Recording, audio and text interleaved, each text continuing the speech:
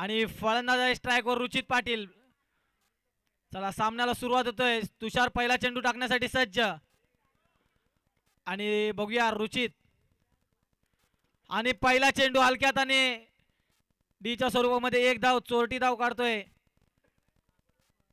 आणि किंग कोहली भरोडकर या संघाची धाव संख्या जाऊन पोहोचते. एक चेंडू एक धावा. दुसरा चेंडू हाताळण्यासाठी अक्षय सज्ज. तुषारचा दुसरा चेंडू आणि अंपायर डिसिजन वाईड बॉल. वाईडच्या स्वरूपामध्ये एक प्लस धाव भेटते आणि दुसरा चेंडू वरती अंपायर डिसिजन. अंपायरचा डिसिजन अजून आलाय ना बघूया. सुंदर अशी क्षेत्ररक्षण बघितलं आपण मनोज याच्याकडून.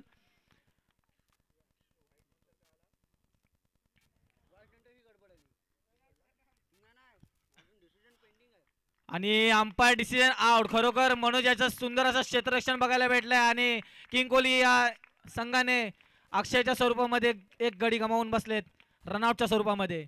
आणि दुसरे फलंदाज आलेले आहे तो म्हणजे सचिन नॉन स्ट्राईक एंडवर. तुषारचा चौथा चेंडू. तिसरा चेंडू खेळण्यासाठी सज्ज रुचित.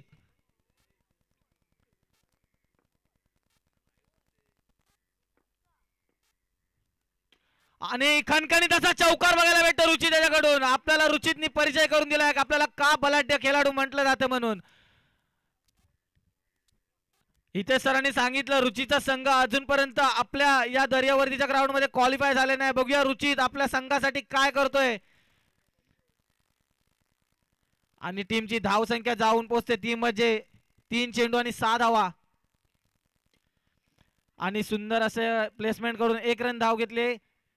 टीमची धाव संख्या जाऊन पोहोचते 4 चेंडू आणि 7 धावा. शेवटचे 2 चेंडू बाकी पहिल्या षटकामधलं. आणि अंपायर डिसिजन वाईड. तुषार याची आपल्याला खराब गोलंदाजी बघायला भेटते.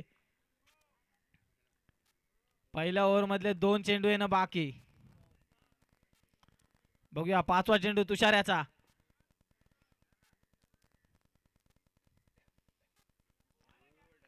आणि सुंदर अशी आपल्याला गोलंदाजी बघायला भेटते. कमबॅक काय असते तुषारने नक्कीच दाखवलेलं आहे आपल्या दर्यावर्दी या संघासाठी. आणि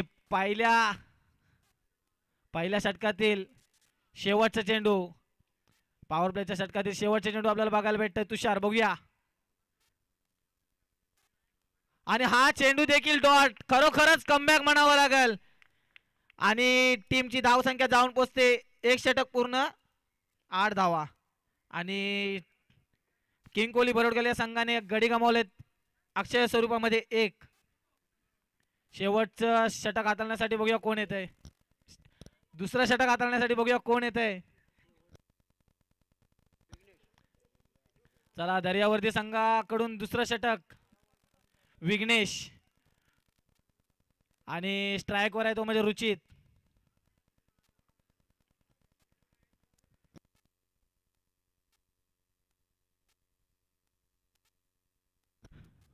दुसरं षटक विघ्नेश. पॉवर प्लेच्या षटकामध्ये धावा आल्या त्या म्हणजे 8 धावा.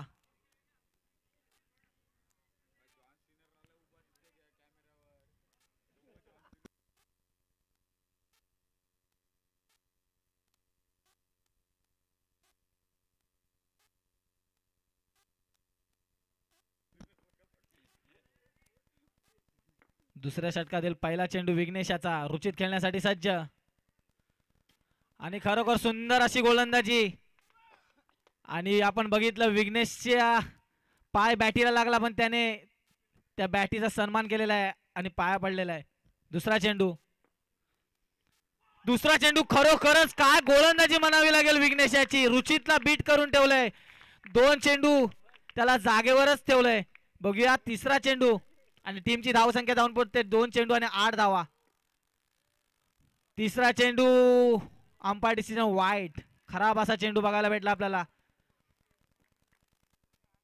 विघ्नेशाचा तिसरा चेंडू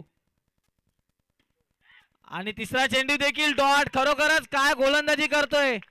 फक्त वाईटच्या स्वरूपामध्ये 1 धाव आली आणि दुसऱ्या षटकातील 3 चेंडू झालेले आहेत. चौथा चेंडू आणि चौथा चेंडू मध्ये रुची त्याचा विकेट. खरोखरच हा विकेट खूप महत्वाचा होता आणि रुचितने काय फलंदाजी केलेली आपण पहिल्या षटकामध्ये पाहिलं. आणि भरोडकोल या संघाने गडी गमावलेत ते म्हणजे 2. आणि रुचितचं बघाल तर रुचित आहे ना दोन्ही सामन्यामध्ये षटकार मारून आउट झालाय. या बॉक्स क्रिकेटमध्ये षटकारला जागा नाही. आणि टीमची धाव संख्या जाऊन पोहोचते ती म्हणजे 4 चेंडू आणि 9 धावा. खरोखरच खूप चांगली गोलंदाजी म्हणावी लागेल विघ्नेशाची. फक्त 1 धाव खर्च केली वाईटच्या स्वरूपामध्ये. विघ्नेशाचा 5वा चेंडू. मनीष आणि नवीन फलंदाज आलेला आहे मनीष रुचिताचा भाऊ. बघूया. आणि 5वा चेंडू आणि खराब असं क्षेत्ररक्षण बघायला भेटले. खरोखरच काय गोलंदाजी केलेली विघ्नेशाने. पूर्ण बॅटरला फसवलेलं आणि कीपरने कॅच सोडली निकलेशाने. शेवटचा 1 चेंडू येणं बाकी. दुसऱ्या षटका मारला. टीमची धावसंख्या जाऊन पोहोचली ती म्हणजे 5 चेंडू आणि 10 धावा. शेवटचा चेंडू येणं बाकी. बघूया.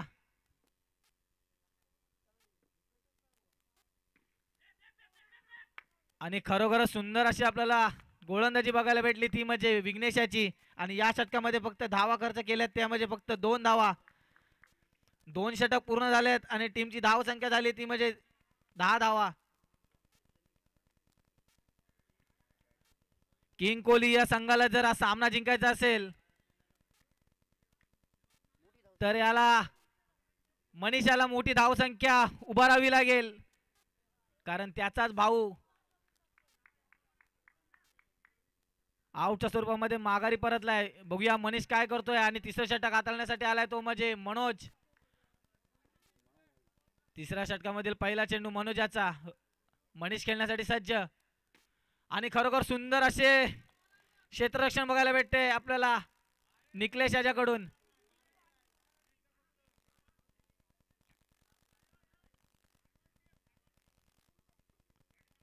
दुसरा चेंडू खेळण्यासाठी सज्ज सचिन.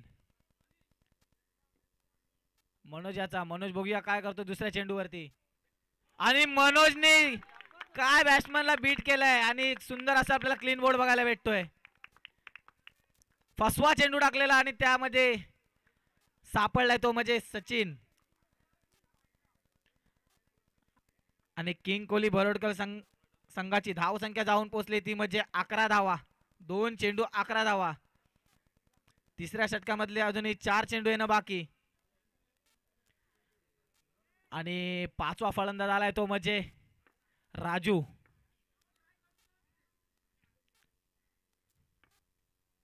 मनोजाचा तिसरा चेंडू आणि हलक्यात आणि एक चोरटी धाव घेतली ती म्हणजे राजू याने. मनोज अजूनही चांगली गोलंदाजी करतोय. फक्त 3 चेंडू मध्ये 2 धावा देऊन 1 विकेट घेतलाय. मनोजचा चौथा चेंडू. आणि खरोखर सुंदर असं क्षेत्ररक्षण बघायला भेटलंय आणि काय फलंदाजी केलेली मनीषाने. खूप सुंदर असा आपल्याला स्ट्रोक बघायला भेटला. आणि धाव संख्या जाऊन पोहोचली ती म्हणजे 4 चेंडू आणि 13 धावा. आणि फुल टॉसचा चेंडू.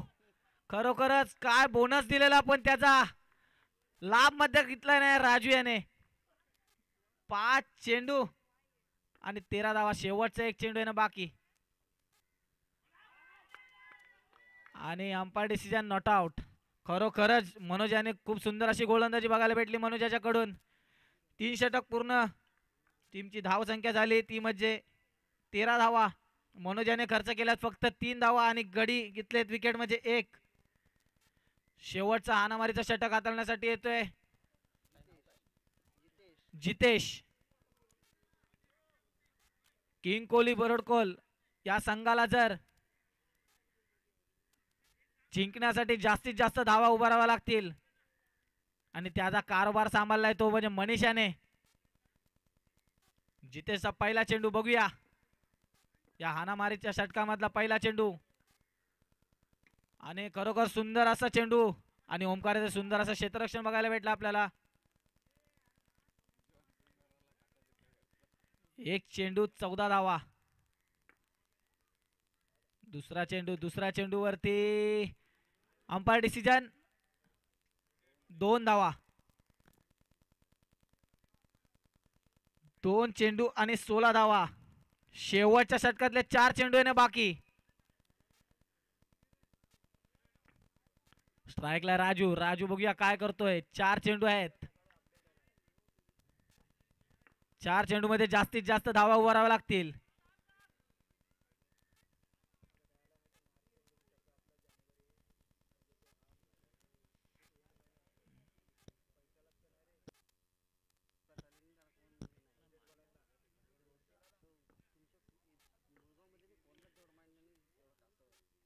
तिसरा चेंडू अंपायर डिसिजन डॉट बॉल.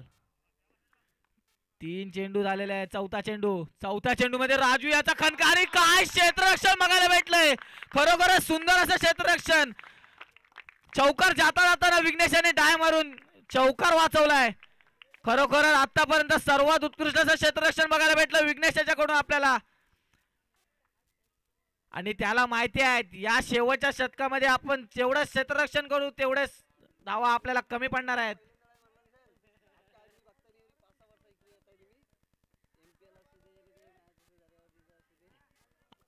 आणि टीमची धावसंख्या जाऊन पोहोचली ती मध्ये 4 चेंडू आणि 17 धावा. शेवटचे 2 चेंडू येणं बाकी. शेवटचा खरोखर सुंदर असं क्षेत्ररक्षण बघायला भेटलं आपल्याला. टीमची धावसंख्या जाऊन पोहोचते 5 चेंडू आणि 18 धावा. शेवटच्या षटकामधली 1 चेंडू येणं बाकी.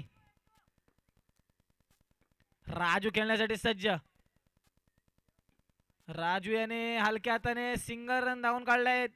आणि टीमची धावसंख्या जाऊन पोहोचते ती मध्ये 4 षटक पूर्ण 19 धावा. आणि दर्यावर्दी या संघाला जर सामना जिंकायचा असेल तर 20 धावांची आवश्यकता.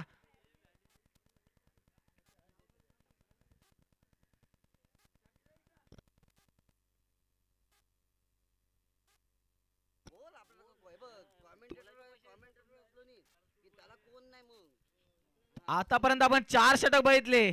पहिला षटक टाकलेला तो म्हणजे तुषारने 8 रन खर्च करून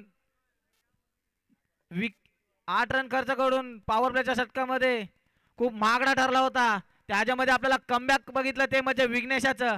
फक्त 2 रन खर्च करून 1 विकेट घेऊन मनोजने साथ दिली. त्याला नंतर 3 धावा खर्च करून 1 विकेट घेतलंय. आणि खरोखर शेवटचा षटक बघितलं तर जितेश हानामारीच्या षटकामध्ये फक्त आणि फक्त 6 धावा खर्च केल्यात. तर दर्यावर्दी संघाचे फलंदाज झालेले आहे. स्ट्राईकवर आहे तो म्हणजे तुषार आणि नॉन स्ट्राईकवर बघायला भेटतो ओमकार. दर्यावर्दी संघाला जर क्वालिफाय व्हायचा असेल तर 24 चेंडू मध्ये 20 धावा बनवाव्या लागतील. रुचिता देखील माहिती आहे. रुचित देखील तेवढा ताकदीचा गोलंदाज फलंदाज मानला जातो.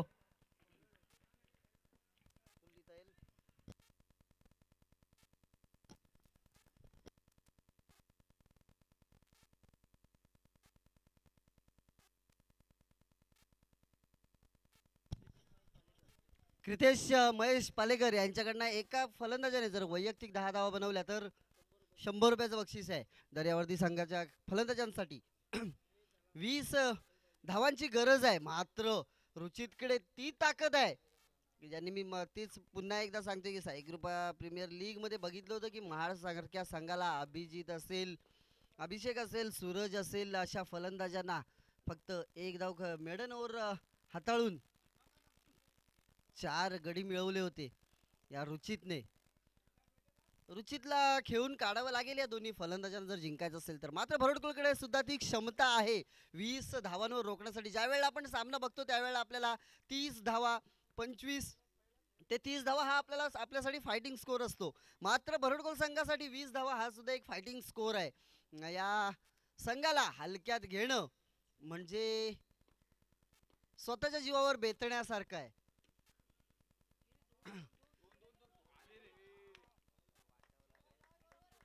एक धाव मिळते. या एका धावेच्या मध्ये धावसंख्या पोहोचते ती 2 चेंडू आणि 2 धावा.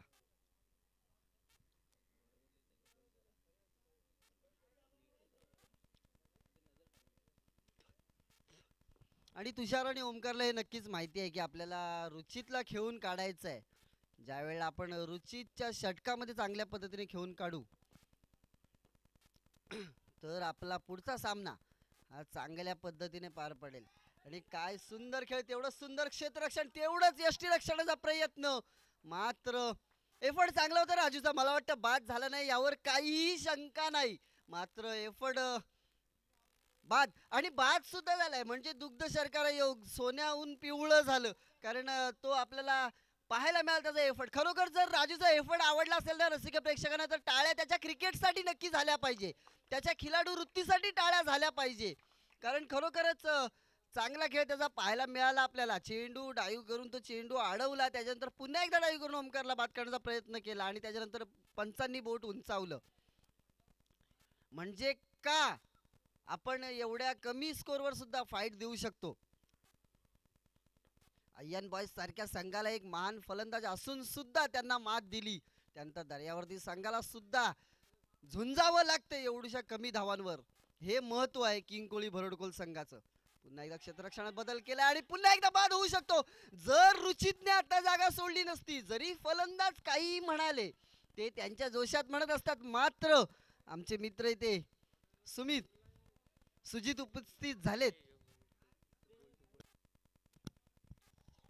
जर रुचितने जागा सोडली नसती तर हा सुद्धा बाबूला बाद होऊ शकला असता. कारण चांगलं क्षेत्ररक्षण यशकडनं पाहायला मिळालं. यश बद्दल सांगायचं झालं ना तर भरडकोलमध्ये जेवढ्या टुर्नामेंट होतात त्याच्यामध्ये सर्वोत्कृष्ट क्षेत्ररक्षकाचं चषक अजूनपर्यंत कोणाच्या हातात गेलेलं नाहीये. ते फक्त आणि फक्त यशच्या हातात आहे. निर्धाव चेंडू, जोरदार अपील, मात्र पंचांनी ते अपील फेटाळून लावलंय आणि पहिल्या षटकाची सांगता होते. पहिल्या षटकाच्या समाप्तीनंतर संघाची धावसंख्या होती ती 1 बाद 4 धावा.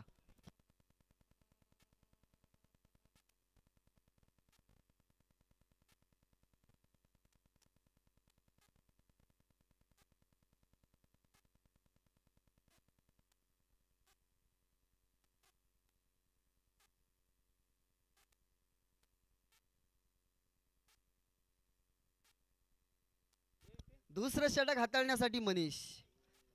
मात्र तुषार अजूनपर्यंत संत गतीने खेळाचा फक्त आणि फक्त खेळाचा अभ्यास करत बसलाय. बाबू काय करेल. मनीष गोलंदाजीसाठी आपल्या बॉलिंग मार्कवर. मात्र मनीषने फलंदाजीमध्ये काहीतरी आपली जादू दाखवली नाही. मात्र गोलंदाजीमध्ये नक्कीच मागच्या सामन्याप्रमाणे, जसं मागच्या सामन्यामध्ये 3 धावा 4 फक्त धावा झालेल्या आहेत, धाव फलकावरती लागलेल्या आहेत, अशाच जर 4-4 धावा प्रत्येक गोलंदाजाने जर खर्च केल्या ना तर फक्त आणि फक्त 16 धावा होऊ शकतात दर्यावर्ती संघाच्या. मात्र हे करावं कोणाला लागेल तर गोलंदाजांना, आणि त्यांना भेदून कसं जावं हे दर्यावर्तीच्या फलंदाजांना करावं लागेल. आणि बाबू नक्कीच मला वाटतं झेल नाहीये.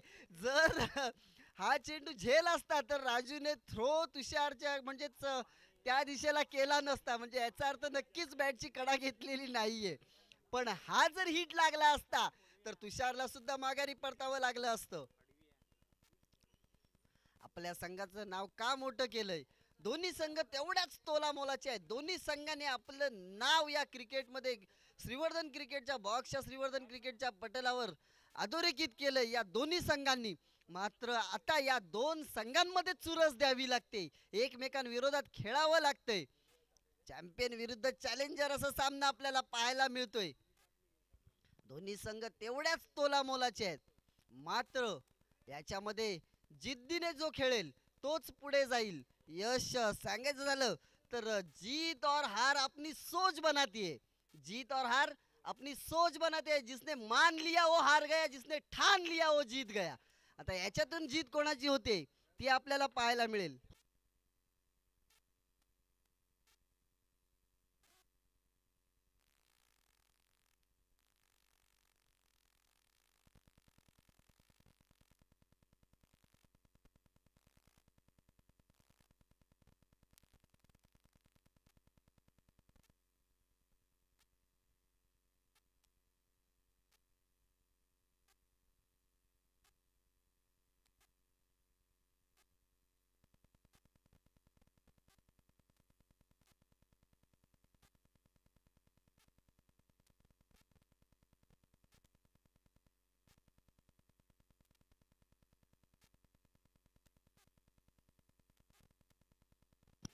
एक धाव मिळते.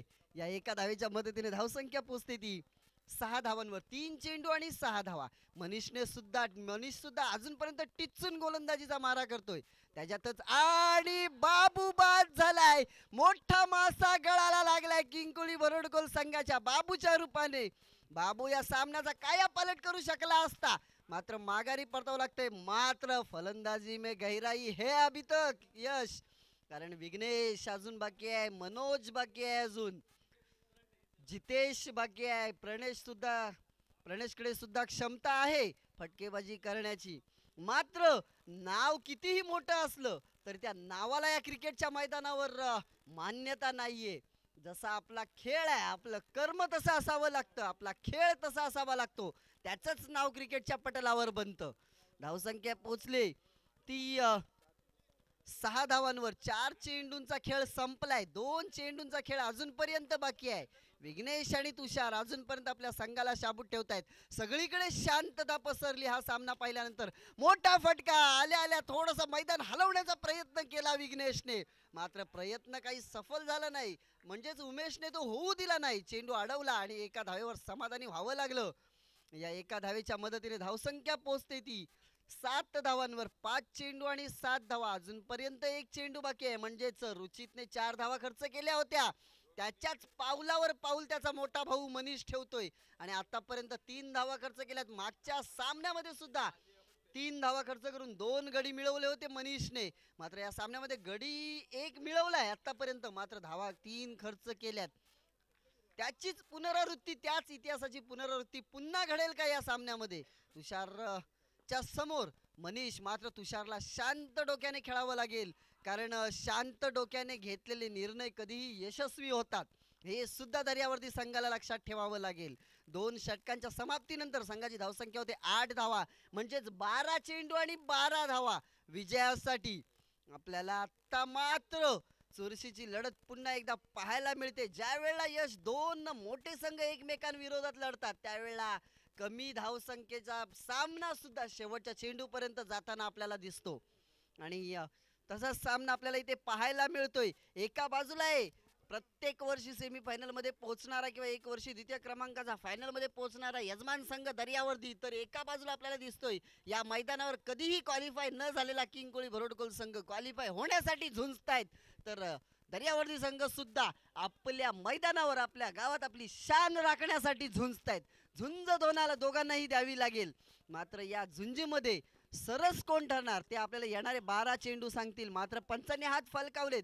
ज्यावेळेला पंच जमिनीलगत 2 हात फलकावतात त्यावेळेला गोलंदाजाला 1 धावेचा दंड दिला जातो आणि ती धाव विरोधी संघामध्ये टाकली जाते. तशीच 1 धाव मिळते. एका धावेच्या मध्ये धावसंख्या पोहोचते 9 धावांवर. अजूनपर्यंत कोणताही चेंडू ग्राह्य धरला गेलेला नाहीये. बॅक टू बॅक दुसरा स्क्वेअर आपल्याला पाहायला मिळतोय. आता मात्र सचिन थोडासा अंडर प्रेशर दिसायला लागलाय, कारण आपण कितीही नाही म्हटलं तरी प्रेशर, दबाव हा प्रत्येक गोलंदाजावर आणि फलंदाजावर असतो. दुहेरी अंकामध्ये धावसंख्या पोहोचली 10 धावांवर. अजूनपर्यंत कोणताही चेंडू ग्राह्य धरला गेलेला नाहीये.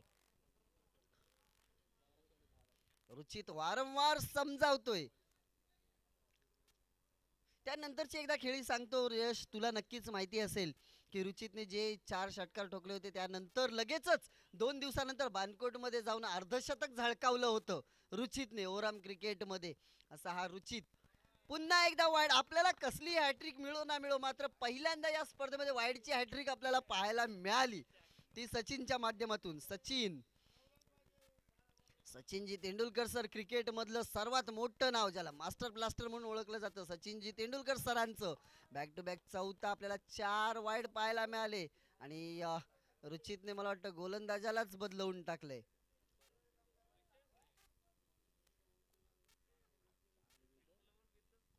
संकेत गोलंदाजीसाठी आलाय.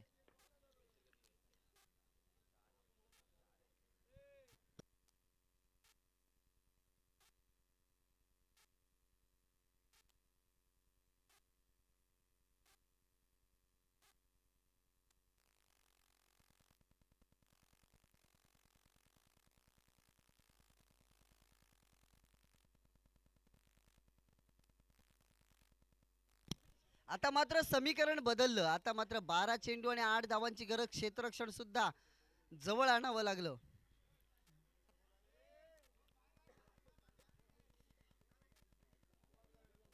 आपण कमीत कमी 2 बाहेर ठेवू शकता, जास्तीत जास्त कितीही ठेवू शकता. 2 कमीत कमी बाहेर किंवा 2 कमीत कमी आत आपल्याला असं क्षेत्ररक्षण सज्ज करावं लागेल. जास्त कमी कितीही ठेवू शकता तुम्ही. 3 बाहेर ठेवू शकता, 4 बाहेर ठेवू शकता, 5 बाहेर ठेवू शकता, पण कमीत कमी 2 खेळाडू बाहेर किंवा आत आपल्याला ठेवावे लागतील.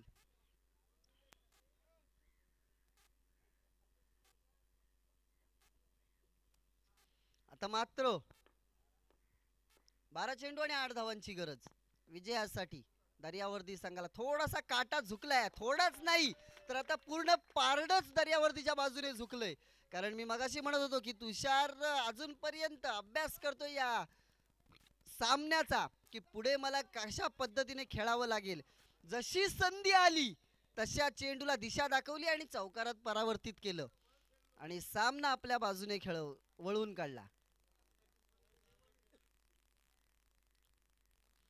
पुन्हा एकदा क्षेत्ररक्षण बदलवलंय ते यष्टीरक्षक रोमेश याने. उलट्या हाताने खेळण्याचा प्रयत्न होता. हा धाडसी प्रयत्न कधी कधी महाग ठरत असतो फलंदाजांसाठी.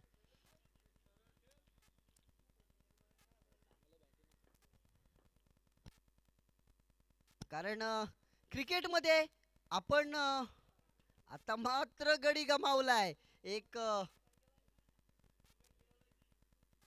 आता मात्र फलंदाजीसाठी चाललाय मनोज. पुन्हा एकदा सामन्याला कलाटणी येते यश. सामना परत एकदा समतोल तराजू मध्ये आपल्याला पाहायला मिळतो. मात्र 9 चेंडू आणि 4 धावांची अजूनपर्यंत गरज आहे.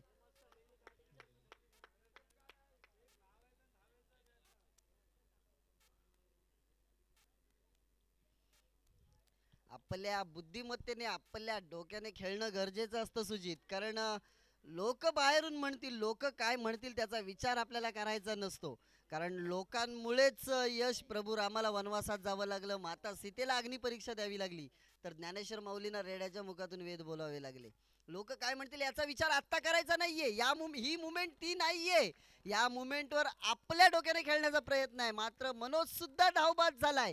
मनोजला माघारी परतावं लागते. मी मगाशी म्हणालो की सामन्याला कलाटणी दिली ज्या वेळेला गोलंदाज बदलवला गेला. रुचित एक मास्टर माइंड म्हणून गोलंदाज बदलवला गेला रुचितच्या माध्यमातून आणि संकेतच्या हातात षटक दिलं गेलं. संकेतला तुषारने एक चौकार सुद्धा खेळून काढला होता आणि मी त्यानंतर पुन्हा एकदा सामना बदलला. आता जो पारडा दर्यावर्दीच्या बाजूने झुकला होता तोच पारडा आता भरडगोलच्या बाजूने झुकत चाललाय. जितेश फलंदाजीसाठी आलाय. मोठा फटका आणि एक धाव पूर्ण होते. काय सुंदर क्षेत्ररक्षण यश. याचं क्षेत्ररक्षण आवडलं असेल तर टाळ्या नक्कीच झाल्या पाहिजे. कारण संघ कोणताही असो आणि कोणाचाही असो, जो खेळाडू चांगला खेळ करून दाखवेल त्याच्या खेळासाठी नक्की टाळ्या झाल्या पाहिजे. शेवटचा चेंडू बाकी. शेवटचा चेंडू बाकी. संकेत याचा सामना पुन्हा एकदा झुकलाय. आता मात्र मी प्रत्येक वेळेला म्हणत असतो की नाणं हवेत गेल्यानंतर आपण छाप किंवा काटा ओरडतो. नाणं हवेत गेल्यानंतर आपण छापा किंवा काटा ओरडतो. अरे नशिबावर अवलंबून कशाला राहायचं. आपल्या कर्माची छाप अशी टाकायची की विजयाचा काटा आपल्याच बाजूने झुकला पाहिजे. लढत दिली पाहिजे पुन्हा एकदा. आणि हा मात्र विजयी चौकार जितेश पालेकर याच्या बॅट मधून. पुन्हा एकदा वाट बघावी लागेल किंकोली भरडकोल संघाला क्वालिफाय होण्यासाठी. चला नाणेफेकीसाठी यायचं आहे. उमेरा 11 वाळवटी विरुद्ध अय्यान बॉयज. किंकोली भरडकोल संघाला पुन्हा एकदा क्वालिफाय होण्यासाठी वाट बघावी लागेल. चला उमेरा 11 वाळवटी आणि या संघाचा आपण सामनावीर, या सामन्याचा सामनावीर घोषित करतोय ज्यांनी एक चौकार मारून सामना आपल्या बाजूने वळवला. त्या चौकाराला महत्व देऊन आपण हा सामनावीर देतोय. म्हणजे दर्यावर्दी संघाचा तुषार चौलकर याला आपण सामनावीर घोषित करतोय.